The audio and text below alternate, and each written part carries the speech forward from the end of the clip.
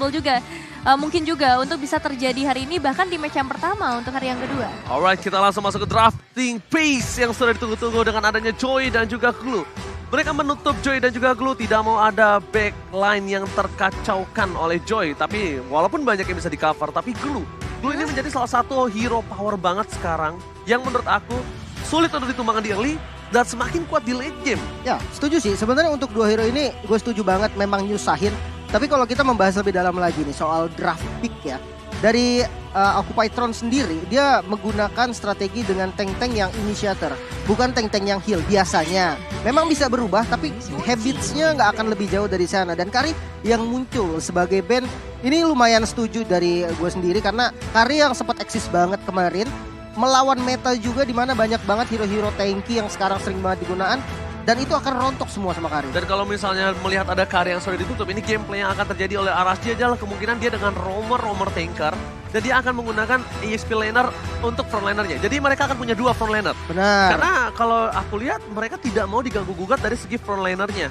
Kari itu tidak terlalu bermasalah kalau misalnya kalian nggak pakai frontliner yang tebal. Iya, apalagi kita tahu sendiri Diablo ini emang demennya ya pakainya hero-hero yang tanky ataupun semi damage aja, nggak terlalu banyak damage untuk sisi XP lane-nya nantinya. Dan next-nya, Occupytron langsung menuju ke arah seorang Kaja. Masih sama-sama menyebalkan pastinya untuk salah satu hero ini karena efek surprise-nya ya yang sangat sulit untuk dihindarkan. Ditambah lagi, dia juga cukup sustain untuk berada di area laning. Ya, untuk early game-nya sih itu yang harassment-nya karena dia punya damage range yang lumayan jauh dan poking damage-nya tuh sakit banget untuk Kaja di early. Jadi ya itu alasan Kaja masih di ban sekarang.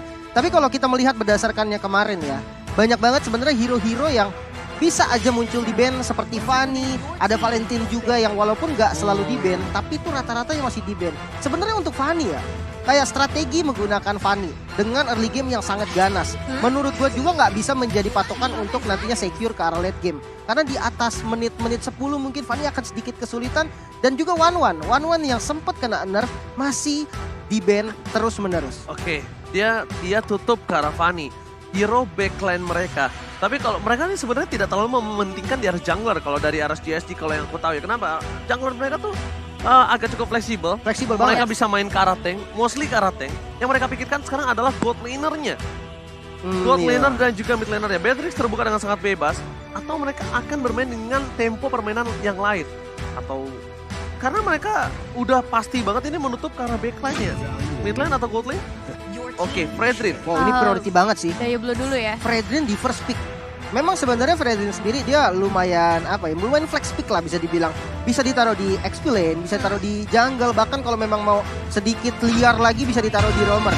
Tapi ini menunjukkan bahwa SG sendiri ingin sekali secure Fredrin untuk menjadi frontliner dan nantinya backup atau segala macam damage yang dibutuhkan ditutup sama gold dan midnya. Oke, kalau menurut aku dengan gameplay dari Occupy ini mereka akan bermain dengan tempo pick over. Dengan tempo pick over seperti ini, yang saya lihat Aras GSG mereka juga harus bermain lebih agresif. Kenapa? Itu kalau defensif itu bukan permainan tipikal dari Sea nggak sih? Iya. Main defensif itu haras, poking itu Sea banget.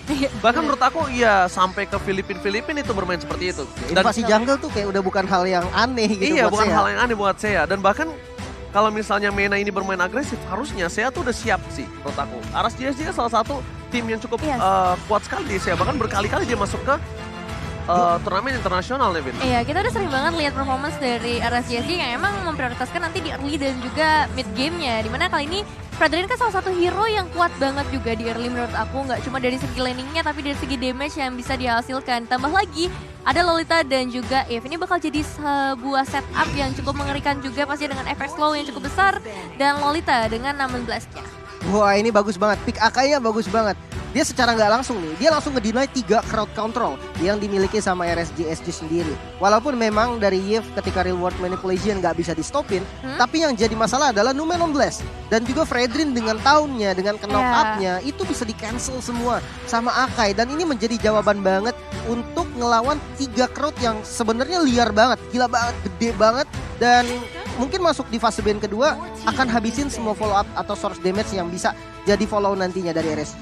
Dan tidak heran ya kalau misalnya Kari ditutup karena ini adalah keuntungan sekali untuk seorang Kari bisa menumbangkan 3 ini dengan instan. Apalagi Gampang Fredrin. banget. Yes.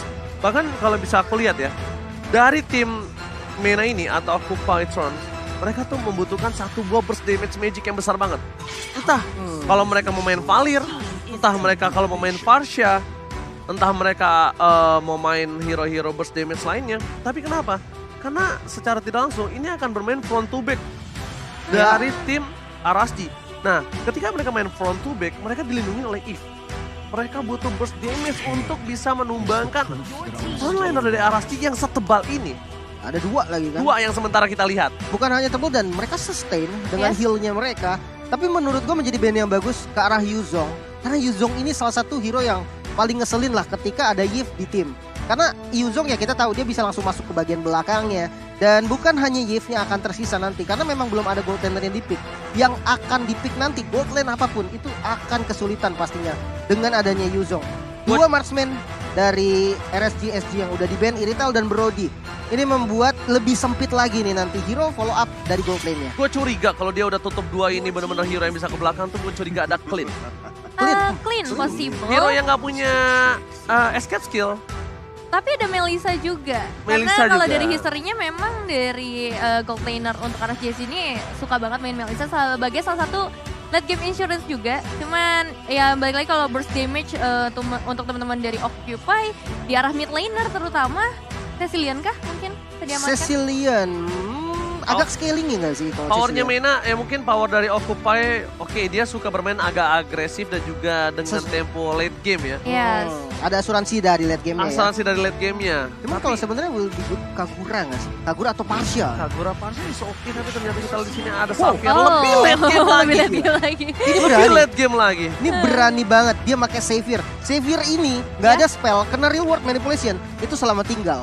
Karena nggak akan ada yang bisa nyelamatin juga, kecuali mereka punya Matilda atau hero-hero lainnya. Dan ini high risk reward.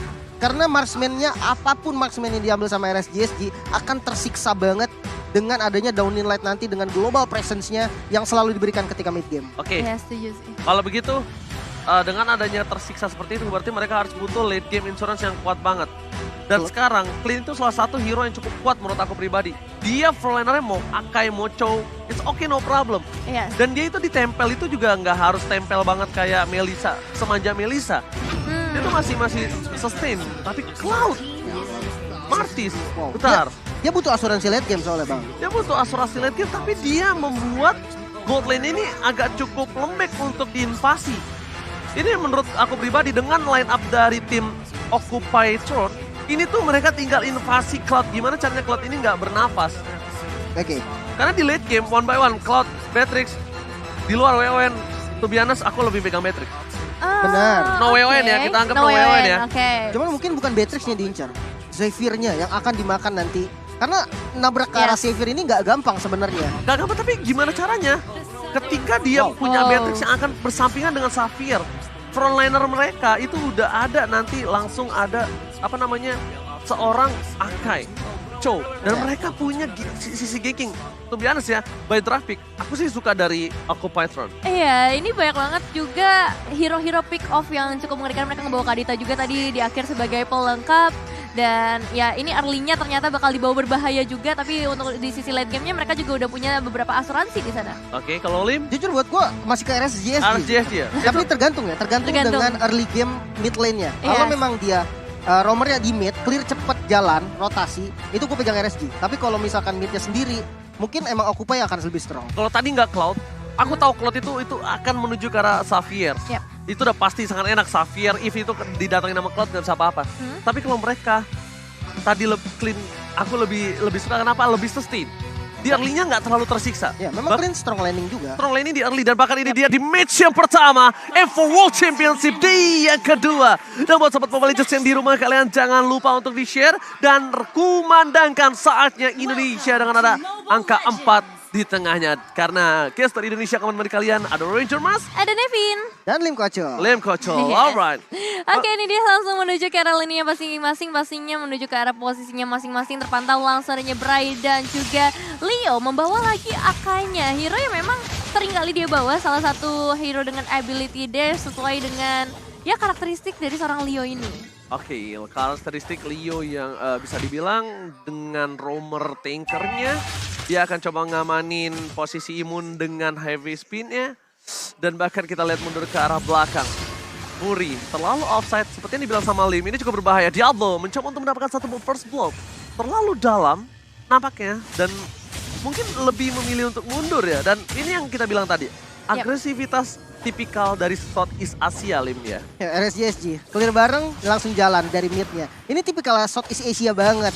Dan menurut gue menjadi rugi karena memang Lolitanya tidak babysitter ke arah gold lane-nya. Gado dibiarkan sendirian dan akhirnya apa? Baby Cakes yang akan bisa farming untuk dapetin item yang dia mau. Oke. Tidak ada invasi terlalu agresif di arah top lane. Leo masih coba untuk mengamankan dari jungle terlebih dahulu. Karena dari segi level, Leo udah cukup untuk menumbangkan Baby Cakes. Ingat, dia purify. Ini tandanya dari seorang Kadita tidak bisa langsung melakukan instant pick off terhadap seorang Cloud di depan sana. Mundur ke arah belakang, Fury mencoba dipaksa, flicker telah dikeluarkan dan sabar banget dari seorang Maro untuk coba all in dengan Petrify-nya, David. Iya, benar-benar sabar kali ini, nggak mau mengambil resiko yang terlalu besar karena seperti yang kita bahas tadi, early dan mid game itu bakal jadi momen-momen yang krusial banget yang menentukan juga nanti di late game seperti apa. Tapi di sisi lain kita udah melihat di bagian bawah adanya seorang Bray yang bakal terjebak, tapi malahan Bray yang berhasil mendapatkan first blood by Infinix. Decimate is on point. Itulah kekurangan dari seorang Akai. Dia dengan heavy spin nggak bisa instant kill, sedangkan dari seorang Martis instant kill sangat bisa didapatkan. Tapi instant kill didapatkan bukan berarti mid to the late game-nya dia akan sustain. Itu problem utamanya. Jadi dari kedua belah jungler tim mereka mempunyai plus and minus. Yes. Ini bakal bahaya juga sih untuk seorang Leo pastinya, meskipun dia punya harvest spin untuk dapetin objektif-objektif kayak Turtle Lord, tapi tetap dengan beberapa waktu yang harus dia korbankan tadi itu bakal jadi satu masalah nantinya. Oh my god, lihat duel yang tidak berhasil dikeluarkan oleh Hung. Retribution berhasil didapatkan dan Turtle slain by UBS Gold kali ini didapatkan oleh tim Aras Jaki. Di belakang, Leo mencoba untuk kabur dan ternyata Bray juga tidak memiliki damage yang cukup untuk menembakkan Leo. Tapi dengan satu poin kill yang sudah diamankan atas Hung, itu udah lebih dari cukup, Nevin. Iya, udah sangat amat cukup. 3 eliminasi, mereka dapetin turtle juga. Dari segi objektif udah terlihat sangat amat jelas. Tapi yang bakal jadi prioritasnya mungkin nanti ke arah laningnya terlebih dahulu. Karena bisa dibilang Baby Cakes cukup kesulitan ya di area atasnya. Sedari tadi terkena beberapa pressure. Oke, ini akan ada ganking di arah top lane. Nampaknya menuju ke arah seorang Cloud. Cloud coba dipaksa. Purify Gaming telah keluar. Informasi terberikan. Sniper Raider Apathy tidak berhasil menancapkan 1 poin kill untuk tim dari Occupied Throne. Tapi di arah top lane mereka tidak mau tinggal diam. Ini akan ada invasi ke arah gold lane yang akan coba dipaksakan. Melihat 3 player yang menunggu di arah top lane, kalau dia nggak dapetin 1 poin kill saja, ini udah waktu yang terbuang sangat banyak dan rugi. Ingat, duit bisa dicari, waktu tidak bisa dikembalikan. Karena waktu sudah terlewat, tapi kali ini mereka memilih untuk mundur. Bukan begitu, Lim? Rugi waktu banget ini. Ini susah sih sebenarnya mereka rotasi. Oh, surprise that Baby Cakes still survive! Oh my god! Surprise attack yang dilakukan di arah top lane gak berhasil mendapatkan 1 poin kill dan bahkan Baby Cakes masih bertahan hidup. Gak punya Purify, informasi telah diberikan dan bahkan menuju fokus ke arah platingan yang dilakukan oleh tim dari Occupied Throne gak dilakukan. Masih bisa di-cover oleh seorang Lolita dari Losi di sana. Nah, ini yang bahaya sebenarnya sih dengan emblem yang dipilih oleh Baby Cakes sendiri. Dia nggak tumbang sama sekali. Memang dia nggak dapetin kill dan nggak dapetin assist. Tapi dengan laning yang menurut gue lumayan nyaman dari awal, ini bikin dia udah punya item yang dibutuhkan. Demon Hunter Sword, item utama dari Cloud sendiri yang nantinya dia akan menjadi follow up yang mengerikan. Dan kali ini kita melihat juga di area Purple Buff udah mulai ada beberapa pertemuan yang nampaknya akan dilakukan oleh kedua tim. Hanya untuk memberikan pressure aja, karena tadi di area atas juga bisa dibilang buying time-nya terlalu lama untuk teman-teman dari Occupied Throne. Terlalu lama, membuang waktu, rugi sia-sia. Tapi 2 versus 2, 2 versus 3, Diablo kali ini akan memasakkan memukul mundur seorang Leo. Heavy spin bakal coba dipaksa dikeluarkan, tapi bukan itu mau yang dari tim Occupied Throne. Dia mau lebih, tapi sayangnya Turtle slain by UBS Gold, lagi-lagi diamankan Arasji. Makin jauh gold yang terpaut antara Arasji dan juga tim Occupied Throne. Ini bahaya sih, 2 kali turtle diamankan oleh RSGSG sendiri. Dengan perbedaan gold yang sebenarnya memang nggak terlalu jauh. Tapi untuk asuransi late game, Cloud ini strong banget. Dia bisa jam langsung front to back. Ditambah backupnya di mana ada 3 total frontliner yang bisa banget nih jadi badannya RSGSG sendiri. Mungkin rotasi ke arah gold lane adalah solusi untuk Occupied Throne sendiri. Iya benar, aku setuju banget. Dan kalau bisa secara tidak langsung, kalau mereka pun mau memaksakan dengan item yang mereka miliki sekarang, itu masih oke. Kenapa? Karena udah mulai memasuki menit 10, itu yang ada. Mereka ketika ganking ke arah gold lane itu menjadi petaka. Bisa mengembalikan kembali keadaannya. Udah punya Demon Hunter Sword, menuju ke arah Corosine, mungkin nantinya Golden Staff. Atau dia punya Purify, dia nggak bakal bisa digengking dengan gampang. Banyak banget sword skill yang akan kebuang dengan sia-sia dengan hanya butuh satu cloud. Lihat, all in terhadap seorang Lolita bakal coba dipasangkan heavy speed depan sana, tapi lihat Blessing Sweet kali ini tidak berhasil didapatkan. Satu point kill, Decimated short point, masih bisa selamatkan dengan Ocean Breath. Dan Bree, where are you going? Terlalu memaksakan mundur ke arah belakang, dijepit. Gak bisa pulang sama sekali, gak ada perlindungan. Dan bahkan tim dari Occupy Throne, mereka tidak ada yang ditumbangkan dengan kerugian tim fight yang sebenarnya dipegang oleh RSG Asgi. Wah, ini Bray juga benar-benar menolak untuk pulang ya. Masih mencoba dan bahkan kali ini 5-on-5 akhirnya berhasil mendapatkan keuntungan buat RSG SG yang tadinya emang mereka di-press. Mereka bakal coba untuk dapetin ke arah Baby Cakes ya. Tapi ketika Occupy Thrones, 4 pemain mereka ditahan di satu outer turret, itu bakal jadi satu hal yang berbeda. Apalagi kali ini Gado juga harus hilang kembali ke arah base-nya. Wow, dan tambah lagi kita melihat juga dari Woman Version kali ini. Tapi harusnya dari seorang Maro masih bisa melarikan diri. Ada satu Donila juga yang akan langsung go bersama seorang Leo memberikan satu pressure. Down yang sangat baik didapatkan oleh seorang Leo. Counter yang dilakukan terlalu lama. RSG sudah mendapatkan keuntungan dari seorang Gado. Tapi mereka masih mau lebih, mereka masih mau Maro. Sedangkan Maro ini masih bisa memiliki satu buah imunitas untuk bisa menghindari real world manipulation. Sebenarnya kalau Gado tadi udah didapatkan, menurut aku mereka reset, mereka dorong tengahnya, mereka dapetin turtle-nya lagi. Karena dari sisi dari offlaner mereka menang unggul banget. Dan kemungkinan besar Diablo akan datang dengan tim fight 4 versus 5. Membuat Hope masih harus coba clearing minion terlebih dahulu. Retribution akan didapatkan oleh seorang Bray tanpa ada kontes sama sekali. Dan bahkan dia nggak usah pakai satu buah Retribution by UBS Gold. Di sisi top lane, Cloud Editor terlalu dominasi. 2 point kill telah didapatkan oleh para pemain dari tim RSG SG.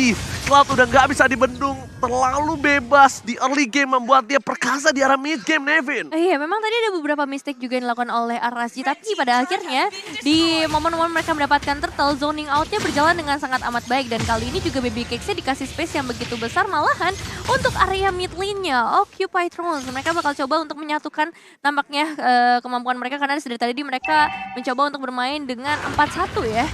Yes, bener banget. Bray maksa masuk mendapatkan satu buah purple buff. Diablo di garis depan, terlalu strong. Langsung well taken dengan all in menuju garis depan. Diablo tidak bisa disumbangkan. Diablo too strong. Heavy spin bahkan harus dikeluarkan membuat seorang Diablo kali ini terperangkap di dalam turret. Hilang dengan all in yang mereka miliki. Dan ini kesempatan untuk para pemain dari tim RSG untuk mendapatkan satu buah turret di arah mid lane. Apakah mereka mampu? Apakah mereka berani? Apakah mereka akan membuat kematian dari Diablo ini tidak sia-sia? Tapi nampaknya para pemain dari tim Occupy Throne berhasil clearing ini dengan cukup cepat dan membuat kematian Diablo itu menjadi sia-sia. Iya, padahal udah ada 5 ultimate yang harus dikeluarkan oleh Occupy Thrones hanya untuk menumbangkan seorang Diablo. Yang dimana sebenarnya itu hal yang sangat amat baik buat RSG. Cuman sayangnya gak ada minion wave lagi yang tersisa, mereka juga gak bisa nge-invade terlalu jauh. Dari teman-teman Occupy juga, mereka bisa ngejaga posisinya di belakang outer mid turret. Wow, secara tidak langsung Lim, aku lihat Maro ini menjadi salah satu titik turning back dari tim Occupy Throne. Jujur untuk ngambil turret tuh susah banget sih dari RSG. Mereka dari Occupy dia punya Beatrix, dia punya Xayvier yang barang-barang ulti aja tuh udah langsung habis minionnya. Itu bakal berat. Oke, all in terhadap Losi kembali. Nggak tahu mengapa beberapa kali aku melihat permainan di M4 mereka lebih all in terhadap tanker atau apapun yang akan coba dibarter di depan sana. Tapi entah mengapa itu terjadi ketika tim yang melakukan hal itu, mereka kalah. Karena mereka terlalu all in, terlalu fokus terhadap apa yang ada di depan. Mereka nggak objektif menuju ke arah core-nya. Dan itu yang membuat kemarin kekalahan di match yang pertama antara Blacklist. Dan kali ini mereka juga bakal menuju ke arah Lord nampaknya. Masih cukup menjadi pertimbangan pastinya apakah mereka harus mengamankan ke arah tankernya terlebih dahulu atau beberapa hero yang emang menjadi bahaya sih dari tadi. Ini mulai fokus sih ke arah belakang dan ini dia Maro. Itu udah target yang benar 505 no Purify Gaming. Nggak benar blastnya, nggak dapetin siapa-siapa. Leo, satu buah heavy spin belum dikeluarkan. Brady di garis depan, Hook mencoba untuk menghindari damage setelah diberikan. Tapi lihat Flicker dikeluarkan. Satu buah point kill atas seorang Cloud. Dan Gado ini bakal coba menjadi salah satu distraction. Dan ternyata Retribution is on point. Didapatkan Bray. Dan tentunya Lost Lane by Best Gold. Didapatkan oleh tim RSG. Full dominasi. Full dominasi dengan leading dari gold, leading dari poin, leading dari Lord yang tidak bisa dihantam oleh Occupy Throne yang terlalu ragu-ragu. Sebenarnya agak susah sih tadi memang untuk di kontes juga. Mengingat adanya Akai dari Leo nih. Heavy spin dibuka untuk ngelempar teman-teman dari RSG ke arah belakang. Follow up damage-nya semuanya ada di depan. Jadi heavy spin-nya tadi kayak kesannya kayak nggak berguna banget. Dengan adanya dua member yang diikutin tadi dengan heavy spin belakang dan tidak bisa di-kill sama sekali. Membuat pertempurannya hanya jadi kebagi dua doang. Source damage-nya nggak cukup dan akhirnya Lord-nya bisa diamankan. Sebenarnya agak free sih tadi bisa dibilang. Ragu. Kalau dia mau all in dan bahkan dia malah jadi terpick off. Dan Baby Cat sudah all in tadi ke arah belakang dan dia tidak punya full revive. Ini akan menjadi keuntungan sih kalau Occupy Throne bisa lihat celahnya. Tapi lihat Maro mencoba all in ke arah belakang tapi di cancel begitu saja. Nora Wave-nya tidak berhasil keluar dan tidak berhasil mendapatkan 505. Padahal itu adalah momentum yang sangat dia butuhkan. Menuju ke arah depan, mencoba untuk mendapatkan satu buah clear minion dari top lane. Leo mencoba menutup pergerakan dari seorang Baby Cakes tapi terlalu sakit. Best turret pasifnya pecah dan bahkan dipaksakan. Di bawah menit 12 berhasil mendapatkan satu buah turret. Tadi sebenarnya momentum yang didapatkan Maro itu udah tepat, tapi sayangnya di cancel Nevin. Wah, ini menjadi satu kerugian yang cukup besar ya buat Occupy Throne. Sejauh ini mereka hanya tersisa 4 pemain, memang sudah kembali untuk seorang Maro. Tapi dengan space luas ini, Aras JJ itu benar-benar bisa ngacak-ngacak banget. Perbedaan goldnya udah sampai ke arah 8.600. Dan dari segi purple buff, orange buff, ini udah jelas banget bisa diamankan oleh Aras J. Ya, Aras J dominasi lagi di arah satu buah jungle di arah bawah dibikin sama sekali dari Occupy Throne nggak bisa farming. Gado-gado tertinggal jauh, 3 poin kill telah diamankan. Hulk yang membuat dirinya full tank bahkan nggak bisa masuk nih Lim. Ya ini susah sih sebenarnya untuk Oti sendiri karena dia akan hanya bisa nunggu dalam base-nya, nyari blunder karena semua vision-nya juga udah terkunci. Bahkan mereka untuk ngambil satu wave minion yang ada di top lane aja itu resikonya tinggi banget. Langsung ditabrak karena udah muncul di arah top lane-nya. Oke, mundur ke arah belakang. Bray mau di all in, kita tahu dia hybrid sekarang dengan damage yang tidak bisa masuk dengan maksimal. Membuat Bray ini kayaknya bukan menjadi target utama Nevin. Iya, kali ini bukan jadi target utama ya. Cuman aku lebih worry karena seorang Baby Cakes ya. Sejujurnya dari tadi ketika fightnya terpecah, ini Baby Cakes yang ngasih turning back pointnya. Baby Cakes yang ngasih eliminasi penting untuk RSG. Dan sejauh ini Occupy Throne memang salah satu cara yang harus mereka lakukan ya mau nggak mau untuk memberikan split push ke arah manajemen wave minionnya. Seperti yang tadi dilakukan oleh seorang Gado dan juga Leo. Dan kali ini Lord Camp by UBS Gold sudah mulai hadir, sudah mulai muncul juga. Dan akan memberikan tanda berarti sebentar lagi akan ada kontes nampaknya yang terjadi dari kedua tim. Lord Camp by UBS Gold ini akan menjadi salah satu camp yang menyerukan sekali. Jujur kalau aku jadi Oti aku bakal lepas Lord-nya. Iya, aku juga akan lepas Lordnya. Ini Lord 12, kita punya high ground defensif. Dan kalau kita all in di sini kita akan tumbang. Jadi kalau menurut aku mending clear bawah, dapetin dulu objektifnya. Karena kalau misalnya Lord sudah didapatkan oleh RSG by UBS Gold, ya kita bisa apa Lim? Ini susah sih sebenarnya ya. Kalau misalkan kita hitung dari high ground defense ya, dia punya Beatrix, dia punya Savior. Tapi jangan lupakan Cloud yang udah punya item. Apalagi itemnya kali ini udah ada Wind of Nature. Dia anti Beatrix, susah banget untuk dilawan. Oke, jangan terlalu depan. Hulk adalah salah satu orang yang dibutuhkan untuk melakukan Duel of Dragon atau memaksa ke arah Purify. Tinggal pilih Purify ke arah Leo yang trigger atau dari seorang Chow-nya. Dan dari segi item, ini Cloud-nya udah benar-benar respect dengan damage yang diberikan oleh seorang Kadita dan juga Xavier. Dia mau menuju ke arah Athena harusnya. Tough Boots, Athena, top lane akan menjadi satu buah tempat Lord masuk dengan bebas tanpa ada coverisasi. Diablo berada di garis depan. Leo, heavy spin telah dikeluarkan. Purify Gaming telah didapatkan. Dan bahkan lihat blessing duet ke belakang. Baby Cakes mencoba menghancurkan backline dari tim Occupy Throne. Tapi tidak ada yang bisa didapatkan. Mereka langsung mundur ke arah belakang. Flicker dari Fury 77 yang berhasil mengamankan dirinya. Tapi di arah bottom lane, lihat shutdown berhasil didapatkan. Bray ditumbangkan dengan instant point kill. Dan memilih untuk mundur. Retreat. Oke, satu eliminasi yang cukup penting berhasil diamankan oleh Occupy Throne. Dan mereka juga berhasil meruntuhkan Lordnya. Harusnya bisa nge-clear ke arah wave minions yang tersisa juga. Dan dengan kata lain, mereka memiliki nafas yang lebih panjang untuk saat ini. Dan PR mereka untuk memperpanjang lagi gamenya. Karena kita tahu sendiri powernya memang ada di area late game. Kalau ada satu momentum yang berhasil diamankan oleh Occupy, seperti saat ini yang kayaknya mereka udah mulai melakukan setup, ini bakal jadi bahaya besar untuk RSG. Oke. Tapi lihat poking damage-nya Lim. Jujur ya, ini mereka dari OT itu akan lebih kuat lagi loh ketika mereka semakin late game, semakin susah ditabrak. Apalagi ya kalau kita lihat hero tabrak dari RSGSG ya cuman Cloud gitu kan. Mengharapkan momen dari Numenor Blast bersama dengan Flicker yang menurut gua nggak bisa selalu digunakan dengan bagus gitu kan. Mereka juga bisa ngelihat setupnya karena mereka ada di dalam base. Sementara untuk next Lord-nya ini bisa dikontes sama OT. Kenapa? Karena dari segi goldnya udah mulai mengejar dan Beatrix-nya juga udah mulai punya power bisa ngasih damage kepada frontliner dari RSGSG sendiri. Kalau menurut aku pribadi ya, gimana caranya Hulk bisa dorong dapetin satu buah turret di arah top lane dulu. Karena mereka kan pasti akan berporos ke arah bottom lane. Mereka kan berporos ke arah Lord yang berikutnya. Jadi Hulk ini daripada dia mencoba untuk nge-bush ya satu persatu, itu bakal hanya ngebuang waktu dia. Right? Tapi kalau didapatkan, Bray masih didapatkan kali dengan seorang Beatrix. Lihat Kado, spray down dari keluarga membuat seorang Leo akan ditumbangkan kembali. Tapi blessing duit ke belakang, tercancel begitu saja. Dan bahkan membuat para pemain dari tim Occupy Throne berhasil mendapatkan Diablo. Immortality pecah bersama dengan seorang Hulk yang diberikan. Tapi tidak ada round wave tambahan. Killing spree, Gado. Terlalu terburu-buru, padahal tadi dia udah bagus banget dapetin seorang Bray. Dia tinggal mundur, dia jangan sampai terpancing dengan tim fight yang dilakukan oleh tim Arashi. Walaupun goldnya terkejar, Nevin, ingat mereka masih tetap under gold. Iya benar-benar sayang banget Terkejar sih. sama-sama, itu beda ya. Beda ceritanya karena sayang banget mereka udah dapetin satu eliminasi dan harus tukernya sama seorang Gado yang kita bakal lihat juga untuk instant replaynya Bayern Phoenix pastinya ketika Baby Cakes-nya udah mulai bergerak memang ada beberapa efek airborne yang sempat terjadi tapi daya Blue tuh terlalu kuat untuk berada di bagian depan apalagi dia masih punya Immortal. Sebenarnya yang agak overcommit dari Hulk sih. Karena kayak mungkin miskom ya dari keduanya. Tapi ya inisiasinya tadi jadi sayang banget karena udah punya keunggulan malah nggak dapat lagi. Sama Gadonya ngapain? Dia mau coba all in tapi lihat Rafael berhasil dikeluarkan. Leo mencoba untuk mundur ke arah belakang tapi DPS terlalu sakit. Hilang dengan satu poin tambahan dari seorang Baby Cakes 402. Kehilangan Leo.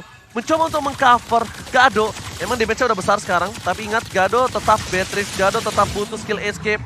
Gado butuh coverisasi di frontlinernya. Gak bisa terlalu offside dan Hulk. Dia mau tidak mau Lim. Harus coba dapetin satu. At least Lolsi sekalipun sekarang udah tetap harganya mahal. Ya dan udah jadi win of nature barusan dari Gado. Otomatis udah dapat solusi nih dari Cloud-nya. Yang jadi masalah dia hanya harus menjaga posisi dari reward manipulation ataupun nanti dari Numenor Blast yang bisa banget langsung dengan flickernya mengarah ke arah belakang layar. Hulk gak bisa ngelakukan poking, Hulk harus all in. Dan sekarang untungnya Lolsi nggak punya satu buah immortal. Menurut gua Lolsi di all in pun nggak masalah. Yang penting gimana caranya Leo melakukan zoning out terhadap Arashi lainnya. Karena coba untuk mendapatkan Diablo itu agak cukup besar resikonya. Dengan flicker yang telah dikeluarkan sekalipun kayaknya mereka nggak worth it kalau coba fokus ke arah Diablo. Dan ini ke defense lagi akhirnya. Dengan ya memang high ground defense-nya tuh kuat banget. Susah, bener-bener susah buat RSGSG sendiri. Mau nabrak terus-terusan karena apa? Ada Leo yang selalu menjadi counter setup, yang selalu siap untuk makan siapapun. Dan sebenarnya gue setuju sama yang Oji bilang, Lolsi pun nggak apa-apa kalau mau dimakan. Yang penting OT kali ini memiliki keuntungan dari segi jumlah. Mereka udah nggak terlalu fokus lagi untuk item karena semuanya udah full juga. Oke, Nominant Players bakal di-cover dan kali ini lihat Baby Cakes. Kali ini bakal coba ditumbangkan Hulk. Fokus ke Baby Cakes dan tershutdown. Occupy Throne berhasil membalikan kembali keadaan yang mereka miliki. Mereka berhasil mendapatkan Baby Cakes. Occupy Throne bakal memiliki kesempatan untuk melakukan push di 3 lane yang berbeda. Kesempatan yang mahal hanya ada 37 detik. Dan lihat, mereka langsung fokus. Konsekar belakang, dan Bray! Rafael dikeluarkan, fokus immortality-nya pecah. Membalikan kembali keadaan dan diberikan arah CSG. 2 ter-takedown! Oh my god, menjadi kondisi yang berbalik tuh untuk Arashi Asji. Apakah akan dilewatkan oleh seorang Occupy Throne kali ini, Nevin? Oke, kita bakal lihat aja karena 5 pemain dari Occupy Throne semakin mendekat juga ke area mid lane-nya. Satu persatu turret akan mereka coba untuk tumbangkan. Bray nggak ada, Baby Cakes juga belum kembali ke dalam lane of dawn. Tambah lagi efek Downing Light dari seorang Fury. Ini bakal jadi bahaya besar juga nantinya. Lolsi masih bisa memberikan defensif ternyata. Dan untuk saat ini reset ya seharusnya dengan gold yang udah nggak ada gapnya lagi. Hanya di angka 2000-an aja. Everything can happen, semuanya bisa terjadi. Kita nggak bakal tahu ya apa yang bisa terjadi dalam satu momentum saja bisa ngerubah nasib mereka. Aduh sayang banget Lim, aturan dia dorong di arah top lane loh tadi. Ya sebenarnya memang 3 lane harus mereka lane dorong. itu adalah pilihan yang paling tepat. Gak bisa mereka fokus ke arah mid. Kenapa? Karena di atas sama bawahnya udah nggak ada base turret. Minionnya akan auto nge-push. Itu yang berbahaya. Tapi yang lebih berbahaya lagi daripada itu, Lordnya yang spawn sekarang mulai dikuasai nih sama teman-teman dari OT. Kalau sampai dia dapat, menurut gue OT yang bisa megang game ini sih. Alright, kita bakal lihat dari tim Occupy Thrones. Flicker ke arah belakang Gado. Maro all in, dikeluarkan, hilang dua. Shutdown didapatkan, dibalaskan kembali keadaan Arasioski. Kali ini akan mendapatkan Lordnya lagi, terpancing dengan keributan, keraguan-keraguan yang dimiliki dari tim Occupy Thrones. Lagi-lagi membuat mereka harus kehilangan Lord yang harusnya di depan mata mereka ada Lord slain by UBS Gold. Iya, kayaknya mereka tuh tahu ya kalau hooknya ada di bagian bottom lane untuk bisa nge-clear ke arah wave minionnya. Mereka tahu mereka unggul dari segi kuantitas, 5-4 untuk nge-kontes ke arah Lord. Harusnya memang masih bisa dimenangkan oleh RSGS ya. Apalagi kita tahu high ground yang cukup besar adanya Eve dengan goal manipulation dan juga nomor 16 dari seorang Wolsey. Oke, decision yang harus mereka lakukan kayaknya lebih harus matang sih. Berkali-kali aku lihat keraguan-keraguan yang dimiliki. Dan mereka terlalu takut dengan ada pergerakan dari Baby Cakes. Menurut aku, dengan adanya seorang Fury, dia ini bisa menjadi counter dari seorang Baby Cakes. Karena Downing Light terlalu sakit dari Diablo. Flicker yang telah dilakukan. With Traction kali ini Nomen dan Blaze berhasil mendapatkan satu. Tapi lihat pace-nya terbuka dengan sangat bebas. The blessing to it. Go to the big line. Membuat Occupy Throne. Kali ini sekeratul maut semua. Dan fokus ke arah base-nya. RSGSG take the game one. Correlation untuk RSGS Singapura yang kali ini berhasil mengamankan kemenangan mereka. Memang sempat tersandung di bagian mid game dan juga late game-nya. Tapi pada akhirnya mereka membuktikan kalau mereka masih layak untuk mendapatkan 1 poin kemenangan. Permainan terkeras yang saya pernah lihat selama di M4. Yes. Ini permainan terkeras dan cukup lama gamenya. High ground defense-nya kuat banget. Mungkin ya agak sedikit disayangkan tadi adalah out position dari Gado sih. Kalau tadi di luar terakhir, dia nggak berdiri di base di tengah-tengah situ, itu akan beda lagi ceritanya. Yes, dan aku nggak tahu kenapa. Ketika dia coba untuk melakukan all in terhadap Lordnya, tapi dia ragu, dia mundur. Dia nariknya tuh bukan ke arah samping busnya jungle mereka, tapi malah ke bus tengah. Itu membuat keuntungan untuk dari tim RSG. Karena Lordnya itu akan datang ke RSG tinggal all in kepada para pemain dari tim Occupy Throne-nya. Sebenarnya niat dia tadi untuk mancing ke arah Kadita. Iya. Tapi sayangnya damage dari Kadita di late game dengan 3 frontliner yang bikin item defense semua. Ya apa yang diharapkan? Gak bisa. Dia udah paling bener bawa ke arah Leo. Kenapa? Karena dia bisa heavy spin untuk paling gak nyelamatin Gadonya. Terserah Lordnya mau siapa yang dapetin. Karena Lordnya diambil sama RSG pun selama masih full squad dari OT, gue yakin masih bisa defense. Masih bisa defense karena dengan high ground defensive yang mereka miliki, Nevin ya. Yes. Cuma ya balik lagi, Gado offside itu udah 2 kali. Pertama, dia offside ketika di tengah. Dia memaksakan Diablo untuk ditumbangkan. Immortality-nya pecah. Dia nggak mundur. Padahal dia punya banyak banget chance untuk mundur. Di poking pakai real world manipulation. Akhirnya ditumbangin sama Cloud, itu kerugian 1. Yang kedua, dia terlalu offside berada di bus tengah. Apa yang harus dilakukan adalah di belakang. Karena dia adalah satu-satunya tombak yang bisa numbangin seluruh frontliner dari tim RSGSG, Nevin. Iya, sebenarnya banyak banget chance yang bisa dimiliki oleh Occupy Thrones ya. Mereka sempat melakukan push yang cukup banyak juga. Cuman ya balik lagi miss momennya tadi ketika 4 lawan 1 ya. Dari hooknya terpaksa dikirim ke bagian bottom lane untuk clearing ke area wave minionnya. Dan ya untuk kontes Lordnya bisa diamankan dengan mudah oleh RSGSG. Padahal one-sided game yang dimiliki dari tim RSGSG itu bisa diambil tadi loh. Iya, menit 12, sebelum menit 12 bahkan. Satu base turret udah hilang. Itu udah biasa, tapi bisa diambil sama tim Occupy Throne. Iya, itu bagus banget sih. Emang spesialis late game ya kayaknya untuk Occupy Thrones ini. Ketika mereka bisa nge-hold gamenya cukup lama, semuanya bisa mereka balikin dengan satu momen. Sayang banget ketika mereka tidak push arah 3 lane yang berbeda. Aku tadi udah mikir, nih 3 lane ini harus di-push. Tapi topnya mereka lepasin. Padahal topnya itu yang harus mereka dorong. Karena Lord selanjutnya ada di top. Iya, betul. Mereka harus dorong atasnya dulu, ya kan. Abis itu dorong bawahnya, tengahnya itu akan terdorong dengan sendiri. Butuh 2 orang juga cukup. Ya, memang agak over resource tadi di midnya. Mereka mau secure turret mid yang pertama, dan dia mau ngambil buff-buffnya. Itu yang dilakukan tadi, tapi ya yang dilupakan jadinya atas bawahnya. Atas bawahnya bener-bener gak kekontrol. Terlena. Dan ini di item build, Lim silakan. Ya, dan sebenarnya untuk item yang mau aku notice di sini adalah untuk marksman-nya. Kedua marksman dengan permainan gonta-ganti itemnya, karena mereka banyak banget goldnya. Sementara dari Cloud sendiri, Cloud terkena nerf, ya. Cloud di patch terakhir terkena nerf. Tapi item-item dari Cloud-nya dikenain buff. Itu adalah, menurut gue itu adalah salah satu alasannya kenapa Cloud di nerf. Sementara ya Cloud dan Beatrix ini 2 hero marksman yang bisa dibilang sama-sama kuat untuk late game. Tapi ya yang jadi titik adalah Cloud akan maju ke bagian belakang. akan nyamperin Beatrix. Jadi Beatrix nggak harus susah-susah untuk maju ke depan atau untuk maksa dia sedikit out position demi ngasih damage. Dan ya kalau dari item sama-sama Wind of Nature dari keduanya. Ini membuat memang dari sama-sama marksman ya respect each other menurut aku. Dan ya kalau untuk dari mid lane-nya nih, sustain item ternyata yang dipilih oleh 505 di mana dia punya Ancient Talisman juga untuk menopang sisi cooldown-nya. Ditambah nih Fury dengan Ancient Talisman juga yang selalu bisa nge-spam untuk ngabisin wave dari minion.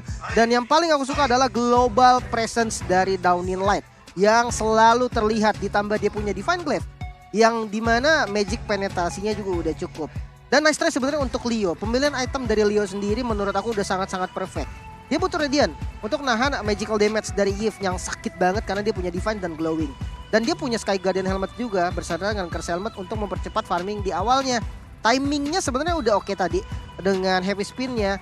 Dari item juga nggak ada masalah. Mungkin dari segi makronya atau dari segi komunikasinya yang masih belum perfect atau belum bagus. Dan mungkin yang terakhir dari Kadita yang memilih Genius One daripada Lightning Trenchian. Ini membuktikan kalau penetrasi yang memang lebih dibutuhkan untuk burst damage di awal.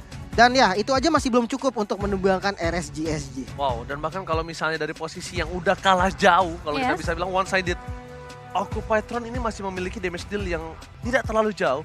Damage takernya juga tidak terlalu jauh. Lihat, damage turret dan juga Turtle Lord-nya itu benar-benar timpang sekali. Tapi mereka, goldnya itu difference-nya nggak terlalu beda jauh lagi.